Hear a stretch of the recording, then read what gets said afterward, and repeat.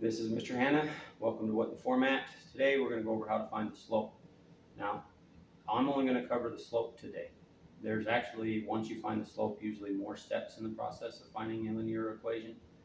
Once you find the slope, you can plug it into point slope form, or you go to y equals mx plus b, you plug your slope in there and one of your points and you find your b. So there's more work involved, similar to the direct variation video where you find K, that's the first step, and then there's another part to it. This has parts, but finding the slope is so important and missed by so many students that I wanted to do a video just on finding the slope. So the slope is defined as m. I don't know why they use the variable m, but there you go. Rise over run. Now what does that mean? Rise is how much you go up vertically. Run is how much you go horizontally. Okay, so it's a ratio. It's comparing how much you go up over how much you go over. They'll sometimes write it, this is called delta y over delta x. Now delta simply means change it. So you're changing your y is how much you go up. It's like if you're hiking, what's your elevation when you start? What's your elevation when you finish? That's your delta y. Okay, but of course a lot of times when you hike, you don't just go straight up, you also go up over. And then then you want to know how the slope of that hike was. Well, then you would take your change in elevation, that's your delta y, over how far did you go over, your delta x. Hopefully that makes it easy to see. Now, in mathematical terms, they use this, y sub 2 minus y sub 1 over x sub 2 minus x sub 1. What are the subscripts? Well, the subscripts are a way to differentiate the x's. I have two different x coordinates here. If I say y minus y over x minus x, that's saying 0 over 0, which isn't good. So we need to know how to differentiate, well, which y minus which y. So you can make either one of these, 2 or 1. So this could be x sub 2, and this could be x sub 1, y sub 2, and then this is x sub 1, y sub 1. Or you can make this x sub 1, y sub 1, x sub 2, y sub 2. It doesn't matter which one you do it. Just don't mix them up. x2, y1. No, not good. Okay, that'll get you the wrong sign of your slope. So either one can be a point, but if this is 0.1, then both of these are 1. If this is 0.2, then both of these are 2. Now I prefer to start here. Why is that? Well, there's a specific mistake that I make when I do this, and I've seen a lot of other people make it too. When you start from here, since we're so used to reading left to right in the English language, that we'll start with a 3, and you'll do 3 minus 5, and you put that on top. Well, you'll notice 3 and 5 are the x's. If you put that on top, you've flipped your fraction, and most of your slopes will be completely backwards then. They'll be reciprocals of what you should have gotten. So to avoid that, I start here and work backwards. I actually go right to left. And since I'm starting with my y, I get my y's first. So this is going to be my y sub 2, negative 21, minus 7. Now a lot of students make this mistake. You start off with a minus. But whenever you have minus a minus, recall that minus a minus is really a positive. If you minus a positive, that's when you get your negative. That's when you're really subtracting. Now, a lot of students get confused by that. So make sure you watch that. These are always minuses to start. But subtracting a negative number becomes positive. So you're adding, but not really adding anymore, because guess what? That's negative, and now that's a positive, so you're going to subtract. So see, if you're not careful, the math here can get a little confusing. So make sure you understand that you start with a negative, when to change the sign, and then when they're opposite signs, you subtract. When they're the same sign, you add. Okay, remember I did a video on signed math.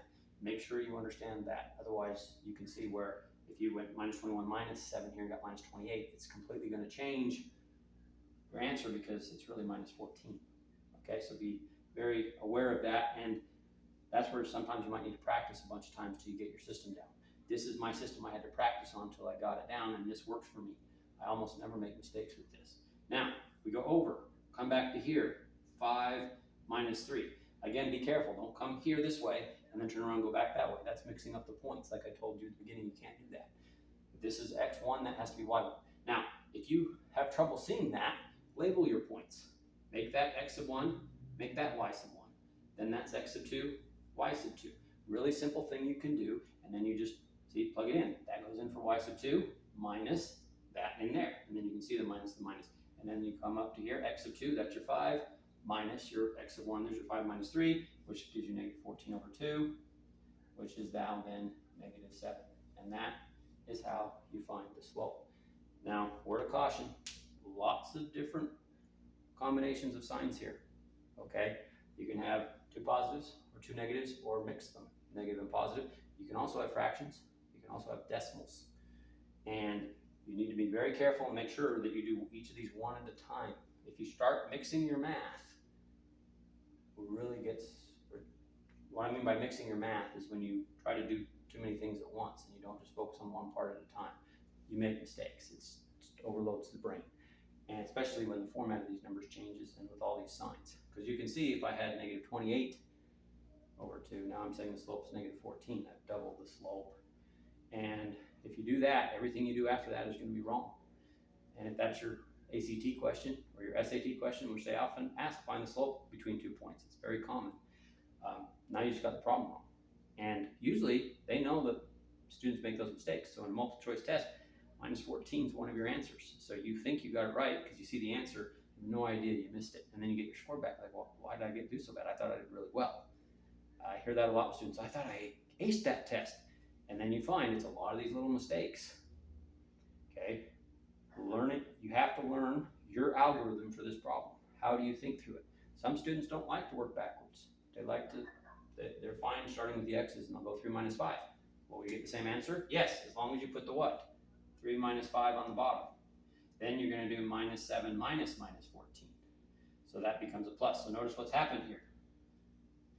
Oh, I'm looking at my answer. Always check your math. I was thinking 14 because that's what I got for my last answer. Look what I did here. I put a 14. It's supposed to be what? 21. Hopefully you saw that. I'm seeing that, so I can easily change that, right? It's still going to be a plus plus, but I like to start from the beginning. There's minus 21. See, my math, I was jumping ahead in my math. That's what I mean by don't mix your math. You need to focus. Make sure you plug your numbers in right and you take your time. You rush through this, stuff like that happens. Okay, that's going to now be positive 14. And I know initially you're thinking, well, that's going to change the slope, Mr. Hanna. Well, it's not, because now 3 minus 5 is what? Negative 2. And it doesn't matter whether you're a negative over a positive over negative. You're going to get a negative, yes? And 14 over 2 is still 7. So hopefully you're seeing with my channel at this point, some of the videos that I've done, that you can think through these problems differently than me and still get the same answer. Okay, I don't expect you to do it my way. What I expect you to do, or hope you're doing, is you start with me showing you what to do, and once you get comfortable with that, you start to tweak it so that it fits the way your brain thinks and the way your brain works. That's what I did with my teachers. I took down my notes, I did things the way they told me to, I worked through it, and then I realized there's certain weaknesses in math I had that my teachers didn't. So I had to adjust how I thought through the problem so I didn't make certain mistakes. This is an example of that. Me starting back here and going right to left ensures that I get my y's on top and my x's on the bottom. Some people don't have that problem. They'd rather start forward.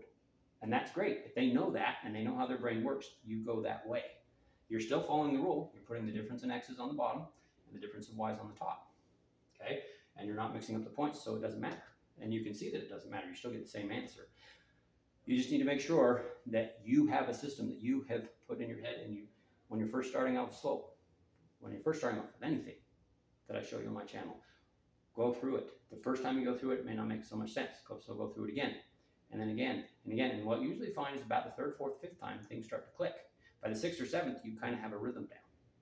Now at that point, then you need to pick a way that you consistently can do it that will get you the answer right every time. No shortcuts, no tricks, just doing your math, taking your time. Is it fun to do it that way? No. It can become tedious, it can be boring, it can take a lot of time, but it ensures that you get your processes down right. So that when you get into more complicated problems, you can break them apart in your head and do that process and get it right. And as you're going to find as you move up in math, especially when you get to calculus, all really calculus is a combination of all the other disciplines in math. And they're just combined in a way that requires you to know how to do all that stuff. And you only need to make one mistake in a problem of 30 steps to get the problem wrong. That's why a lot of people don't like higher level math. And that's one of the first things you need to fix when you're down here, is make sure you get your foundation set. You know how to think through these different things, especially slope. Slope is something that we're going to be doing a lot of, so you need to know how to do the slope. Anyway, I hope this helps. This has been Mr. Hanna with What the Format. Happy mathing.